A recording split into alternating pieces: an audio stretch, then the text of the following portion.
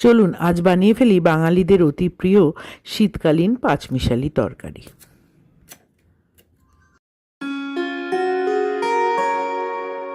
যদিও এই রান্না করার জন্যে কোনো বাহাদুরি লাগে না, সাধারণ একটা রান্না এবং সব বাঙালিই প্রায় জানে।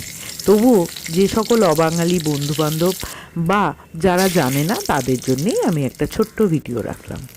যদি ভালো লাগে শীতকালে এরকম একটা তরকারি বানিয়ে খেতেই পারেন।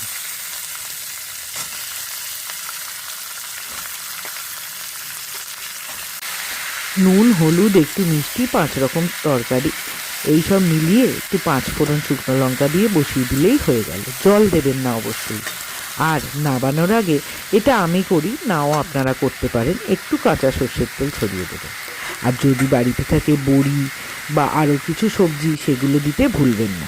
খেয়ে দেখবেন একদম সাদামাটা কিন্তু অপূর্ব স্বাদের একটা তরকারি আপনাদের জন্য প্রস্তুত।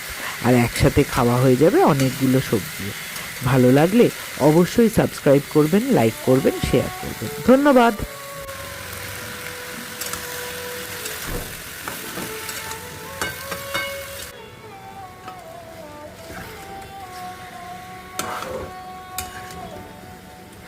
Yeah.